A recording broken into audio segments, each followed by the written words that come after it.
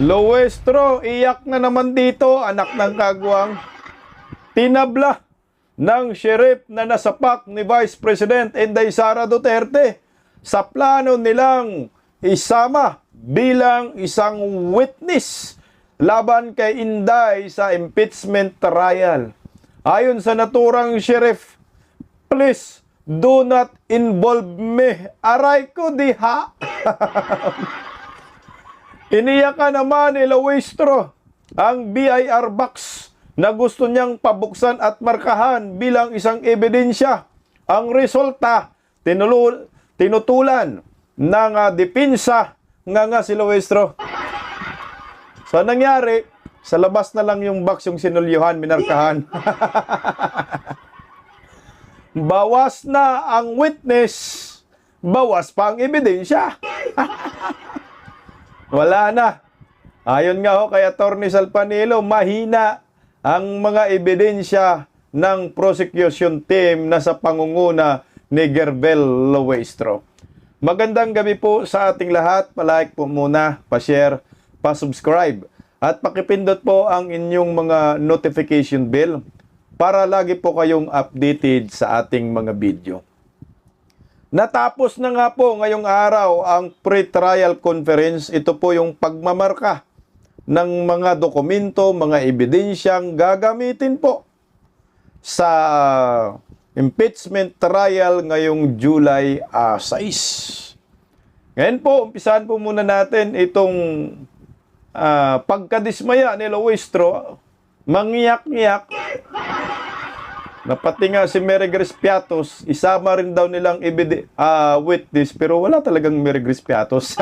Putang ina. Gawa-gawa ang mga animal. Pakinggan po muna natin ito bago natin komentuhan at birahin natin pangyak-nyak ni Luestro. Tapos na ang pre-trial conference para sa impeachment ni Vice President Sara Duterte.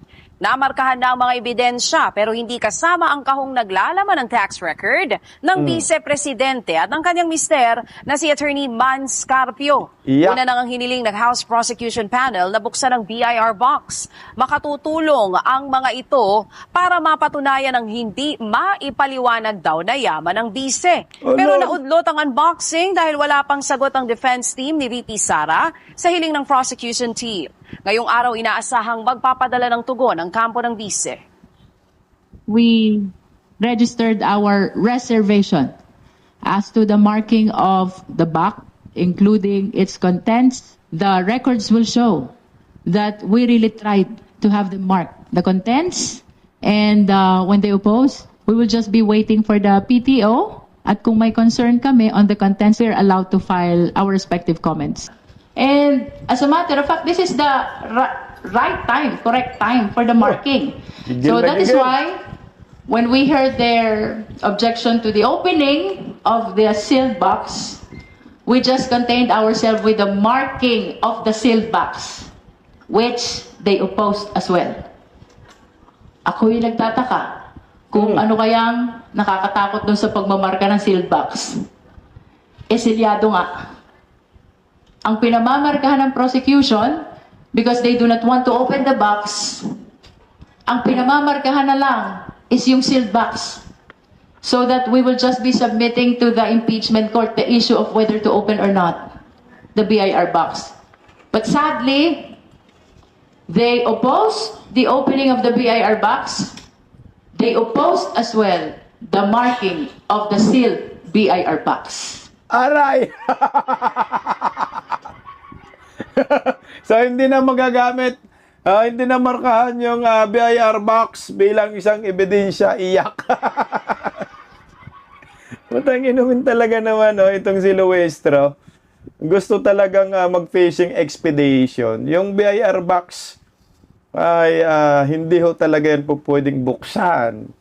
Dahil ang sinabi nga po sa batas sa BIR, ang tanging makapagpabukas lamang yan ay yung impeachment court. So ngayon, anong minarkahan nila? Yung puwet ng box. So ito ay hindi pa po markado bilang ebidensya at hindi pa po magagamit labang kay Vice President Inday Sara. Depende na lang doon sa impeachment court kung pagbibigyan. Pero malabo o yan. Tandaan po natin, ang abogado natin dyan sa impeachment court, Alan Peter Cayetano, Pia Cayetano, at si Marcolita. Tatlo po ang abogado natin dyan, kakampi natin. Ang abogado naman dun sa kabila, si Kiko Pangilinan at si Chis Escudero lang, dalawa. Tingnan natin kung ano po ang mangyayari dyan. Ito ha, ang sabi kasi ng depensa, kahit sino naman, bakit mong bubuksan yung BIR box? Anong meron? Yung BIR box kasi, yun yung mga tax ng mag-asawang Inday Sara Duterte at Mans. Simula pa ho ng 2007, putaan layo naman nun. Ang pinag-usapan 2022 at 2026. Ito po ang sagot ng kampo ni Vice President Inday Sara Duterte. Narito. Belta ng depensa, limitado lang ang umano'y impeachable offense ni Duterte sa panahong siya ang Vice President. Kaya po ang posisyon namin is everything else before 2022 ay hindi po dapat maging topic or subject ng impeachment na ito. Tama, hindi talaga pwedeng yung hindi pa naging vice presidente si Inday Sara, dapat yun hindi kasama sa mga pag-uusapan. Ang pag-uusapan lamang natin ay yung 2022 hanggang 2026 kung saan siya ay nagiging vice presidente. Simpleng logic yan, Luistro, anak ka ng kagwang ka. Ano bang pinaghimutok mo ng botse? Wala na, talo na kayo. So bawas na ang kanilang gawa-gawang ebidensya, yung fishing expedition, wala na po eh. Kasi nga kung ang inyong point dyan para daw merong matukoy na ill-gotten wealth, wala eh. Tukuyin nyo muna yung ill-gotten wealth na sinasabi ninyo bago natin buksan yung mga BIR box na yan. Wala kayong matukoy. Ito pa. Ito yung maganda. So, di ba sabi, gawin daw nilang witness itong si Mary Grace Piatos, pati yung sheriff na nasa PAC na Inday Sara. Problemado sila ngayon. Dahil yung sheriff na ito, hindi man makipag-coordinate. At yung Mary Grace Piatos na sinasabi nila, wala naman talagang ganun. So, gawa-gawa lang talaga yun. Kung meron man, ito ay code name ng isang agent. Ito, pakinggan muna natin itong balitang ito. Narito. Nilista ng prosekusyon bilang testigo nila sa impeachment trial ni VP Sara Duterte ang kontrobersyal na si Mary Grace Piatos. Pati po ang sheriff na sinuntok ng Noy Davao City Mayor, pinatetestigo na rin. Nasa frontline na balitang yan, Marian Enriquez. Mary Grace Piatos, ang kontrobersyal na pangalan na isa sa mga tumanggap ng confidential funds ni Vice President Sara Duterte. Ngayon, pinatetestigo ng House Prosecution Panel sa impeachment trial ng BICE. Base yan sa pre-trial brief ng prosekusyon. Well, mahalaga po yung Mary Grace Piatos kasi nasa sentro siya. Nung pong kontrobersiya, nung pong paggamit ng confidential funds, no? Yung existence or non-existence po ni Mary Grace Piatos, yung pong smoking gun, kung talaga nga bang tama o mali, yung pong paggamit ng confidential funds. 2024 nang lumutang ang pangalang Mary Grace Piatos sa House Committee hearing sa confidential funds ng BICE. Kasama niya sa mga tumanggap ng confi funds, sina Xiaomi O. Okay. Akala ko naman, inilista ng prosecution team yung Mary Grace Piatos, sawak na nila si Mary Grace Piatos. At may ihaharap na sila na Mary Grace Piatos. Tingnan mo yung mga tanga, no? Ito yung mga nakalistas. Confidential funds. Anak ng kagwam. Confidential and intelligence funds. Ang mga pangalan na lumalabas, Mary Grace Piatos, Xiaomi Ocho, Kokoy Villamin, Milky si Kuya. Sige nga, kung ikaw matinong tao, ano sa tingin po ninyo? Itong mga pangalan na ito, ito ba ay mga tao talaga? Sige nga. Ito ba ay totoong pangalan? Anak ng kagwang. Kahit sinong sagutin, tanungin nyo yan. Ang sagot, hindi yan ang totoong pangalan. Ito ay mga code name ng mga agent. Ang nakaalam yan yung intel community. Ito ay mga alias. Alias lamang yan. Na hindi po pwede divulge. Tama? Divulge. Hindi pwedeng isiwalat at isa publiko ang kanilang identity. Kasi nga, confidential. Pag itong identity ng mga ito ay isisiwalat at isa publiko sa impeachment trial, kawawa ang pamilya ng mga yan. Malamang itong mga to, dahil ginamit ni Inday Sara yung confidential funds para pigilan ang mga recruitment ng mga komunista dyan sa mga estudyante at matuko yung mga terorista magabanta sa paaralan. Pag ito malaman ng kalaban, delikado ang buhay nila, pati pamilya nila. Tingnan mo ngayon ang nangyayari sa ating bansa, sa eskwelahan. Wala nang ganun. Yung ginawa ni Inday Sara, natigil na. O tingnan mo sa mutsaring insidente ng karahasan ngayon sa eskwelahan. Sana ma-realize po ninyo na ganito kahalaga ang confidential funds ni Vice President Inday Sara. Nung naging DepEd si Inday Sara, may nabalitaan ba kayo na may namaril, may insidente, may nanaksak diyan sa mga eskwelahan? Wala, di ba? Dahil dito po yan nagamit ni Inday Sara. Malamang itong si Mary Grace Piato, Xiaomi Ocho, Kokoy, Villamin, Milky Sikuya, di lang malamang, talagang 100%, ito ay mga intelligence. Ito ay mga agent na hindi po pwedeng malaman ng sino man kung sino ang mga to. Maliwanag yan, codename yan, anak ng kagwang. Tuloy oh. Ocho, Kokoy Villamin, Milky Sikuya at marami pang iba. Pero sabi ng Philippine Statistics Authority, wala silang anumang records. Kung sakali, malaking tulong daw para madiin si VP Sara kung maisasamang testigo si Mary Grace Piatos. You remember that one of the findings of the Committee on Good Government and Public Accountability is the recipients are fictitious personalities, no? So, possible to dwell on that. Wala naman daw implikasyon sa Stop po na paano madidiin si Inday Sara kung sakali talagang lalabas yung agent na yan. Lalong maliwanagan ng taong bayan. Kaya may Mary Grace Piatos kasi ito yung operasyon namin. Agent ako. Tangina mo, Loistro, sampaling kita ng akap eh. AX to pad. Parang ang layo, no? Kung lalabas daw si Mary Grace Piatos ay madidiin. Para saan? Saan madiin? Dahil tumanggap ng confidential funds, lalong mapatunayan. Ito yung operasyon namin. Mga recruitment ng mga recruiter ng mga NPA, recruitment ng mga NPA, ito yung tinatrabaho namin. Kaya hindi nakaka-penetrate sa mga kabataan yan. Sa kabundukan, di ba si Inday Sara, umaakyat sila. Pumupunta kami dun. Pinipigilan namin ng mga recruiter ng NPA. Di lalong mapawalang sala si Inday Sara at lalo kayong mapahiya. Pero wala namang problema nga. Sa depensa, kung ilabas nyo si Mary Grace Piatos, wala nga silang may labas na Mary Grace Piatos, anak ng kagwang. depensa ang testigo ni Mary Grace Piatos. Parati namin sinasabi, once they're presented, they will be subjected to cross-examination on our part. Kasama rin sa mga pinatetestigo para sa Confi Funds ang Chief of Staff ni VP Sara na si Attorney Zulaika Lopez. Security officers ng BISE na sina Colonel Raymond Lachica, Dennis Nolasco at ilang opisyal ng DepEd at OVP. Pati ng mga naging spokesperson ng BISE na sina Attorney Reynold Monsayak at Michael Powa.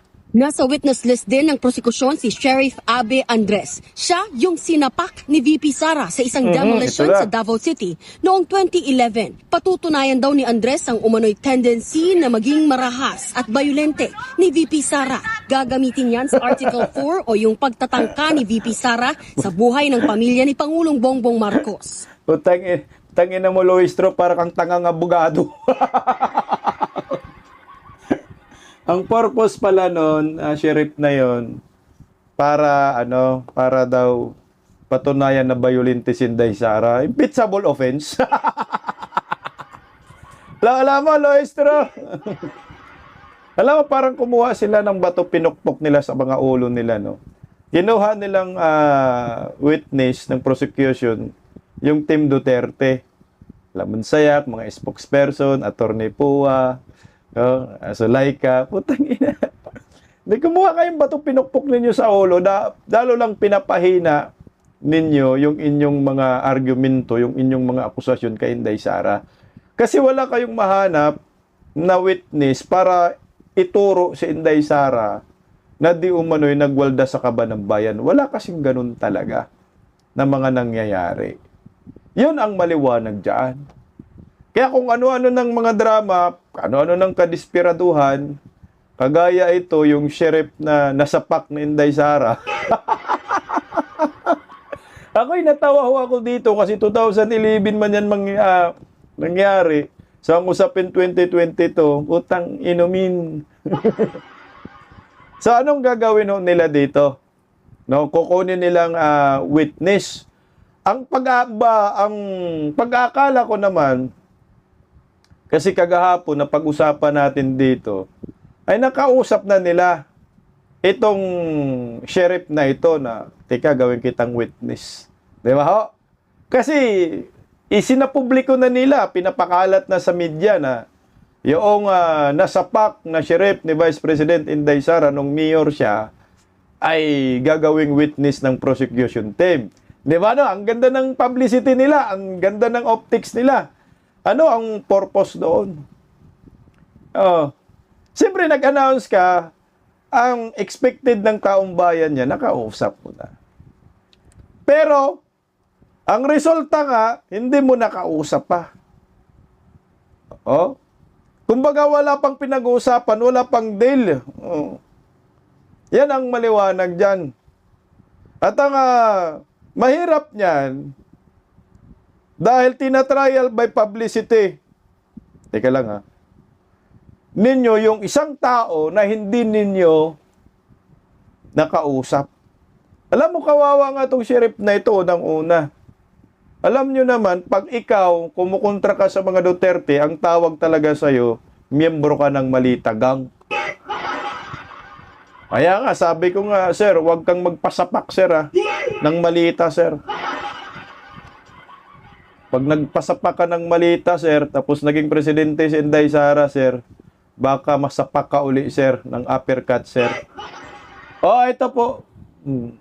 Ito, inilabas po, ito ay official statement po ng naturang sheriff. Yan sa Facebook po, kahit i-search nyo po yung Abby Andres, siya po yan. Ito na po, Luestro. Puta, kawawa ka, Luestro. Public announcement. Please, do not involve me in any partisan political matters.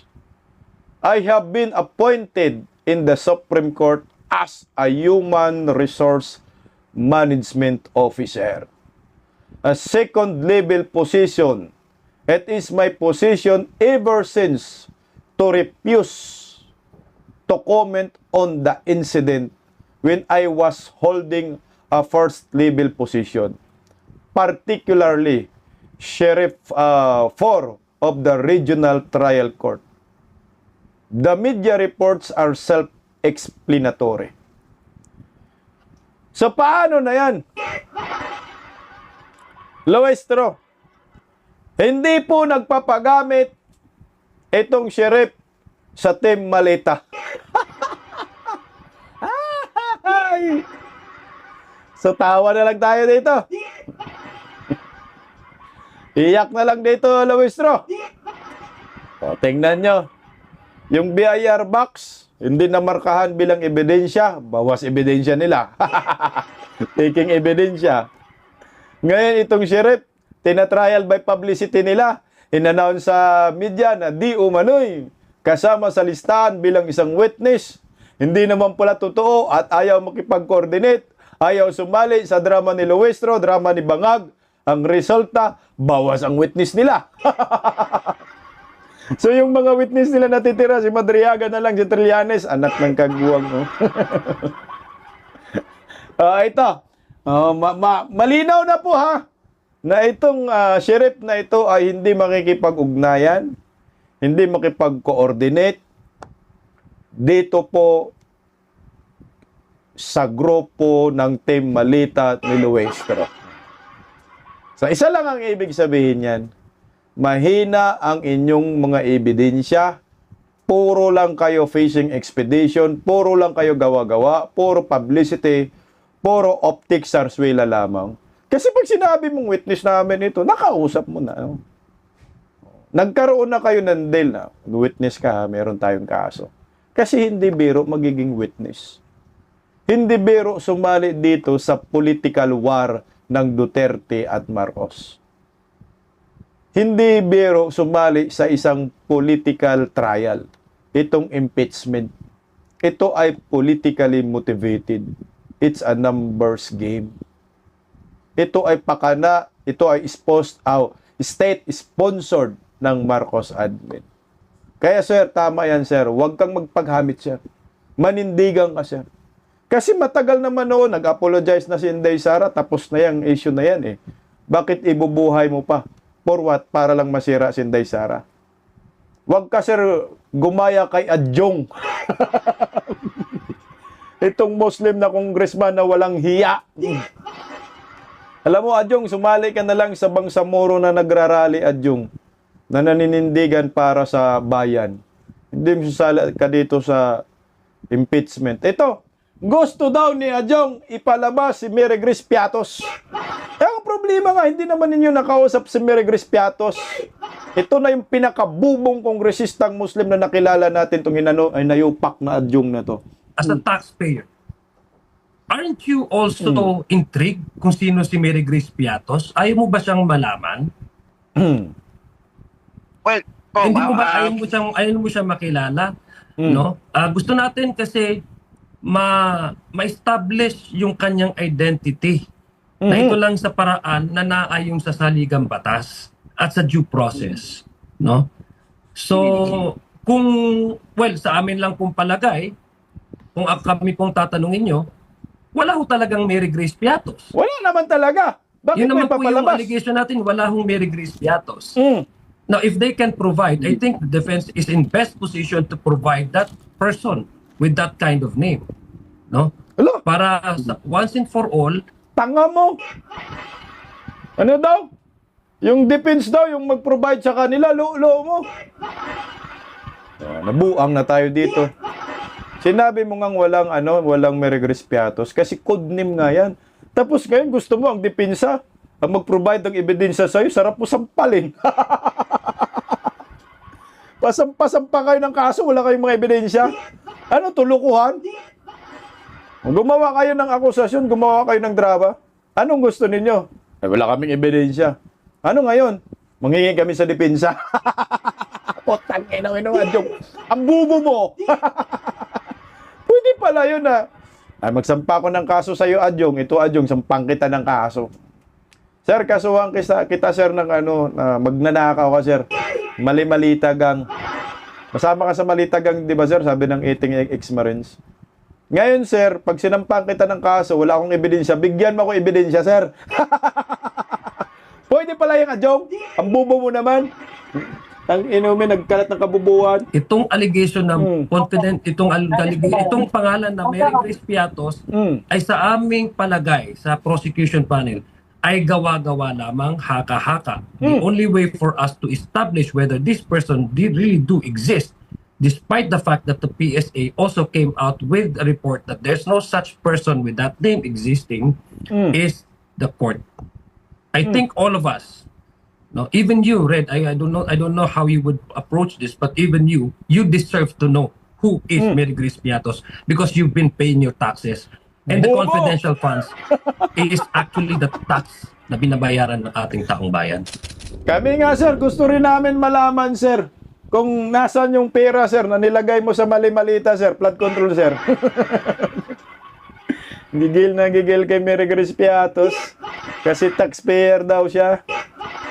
Kami nga, sir, gusto rin naming malaman, sir, nasan yung mga perang nilalagay mo sa malita, sir, Taxpayer din kami, sir. Sabi ng 18X soldiers, dinilibira nga, sir, ang malita, sir, Alam mo, Adyong, gamitin mo yung kukote mo. Yung mga Mary Grace Piatos na yan, maliwanag na code name talaga yan. Hindi pwede nga ho yan, isa publiko ang kanilang identity.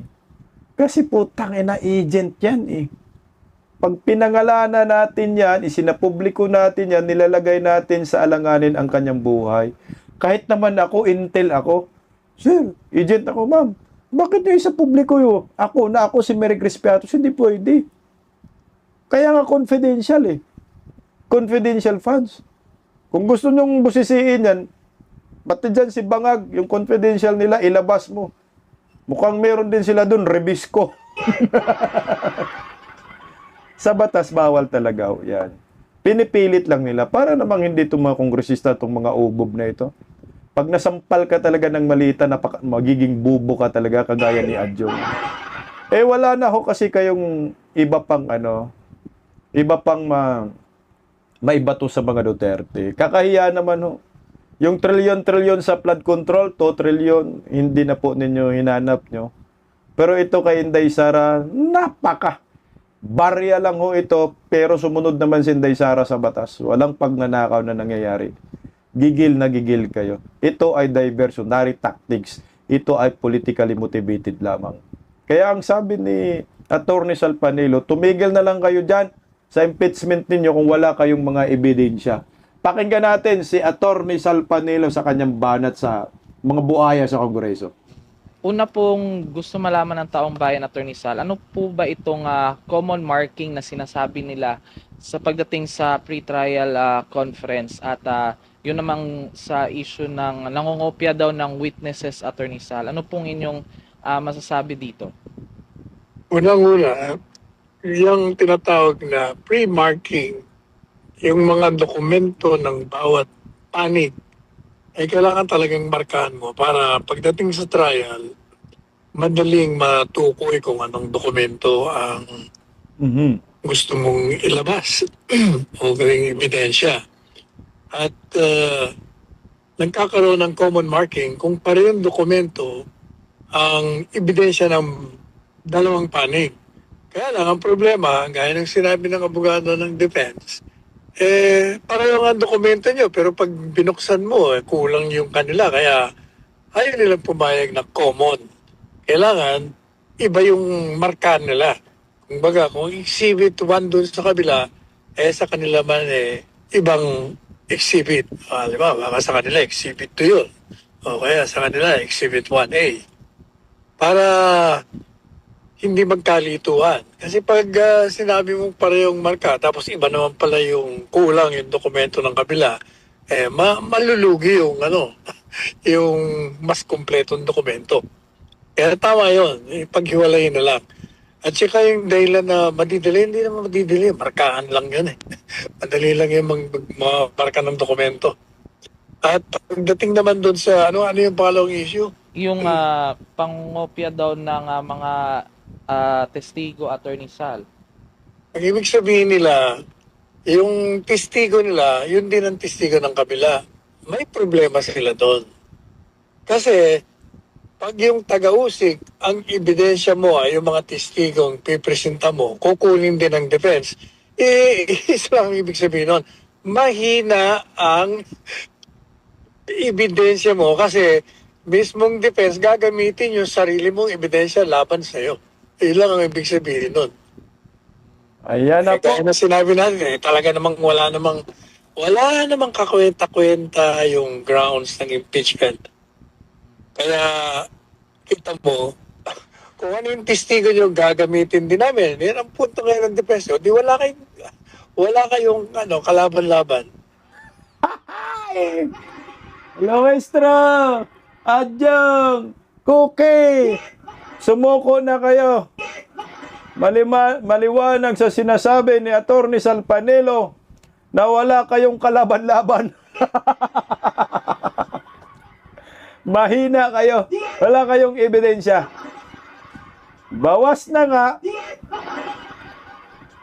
Tablado pa ng sheriff. Wala pang kakwenta-kwentang mga akusasyon. So, iyak na lang, Gerbel. Magkano kayang naisampal dito kay Luistro, no? Ilang AX at tupad? Baki! Magsabi ka! Paggising sa umaga, tanghali at gabi, nakikita ko ang post niya, ang hapdi. Paano nga ba to? Di ako makatanggi. Watch ko na lang at isipin ng mabuti. Bisdak Pilipinas. Bisdak, tinig ng katotohanan. Sa bawat vlog may laban sa kasinungalingan. Mulat ang mata, gising ang masa. Bisdak Pilipinas, para sa bayan, gumigising sa diwa. Sa likod ng kamera, tapang ang dala, walang sinasanto kung mali ang gawa. Hinay-hinay, pero palaban. Boses ng tao sa digital na labanan. Bisdak, tinig ng katotohanan. Sa bawat vlog may laban sa kasinungalingan. Mulat ang mata, gising ang masa. Bisdak Pilipinas, para sa bayan, gumigising sa diwa.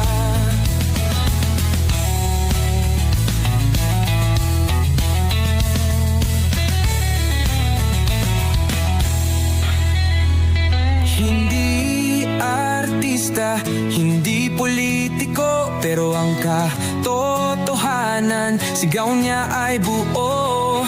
Sa YouTube o Facebook man siya makita, may aral ka pa rin, may uwi sa bawat salita. Bisdak, gising sa katotohanan, di lang kwento, kundi panawagan. Sa bawat Pilipinong naghahanap ng liwanag, Bisdak Pilipinas, kasama sa pagbangon ng bayan. Bisdak Pilipinas,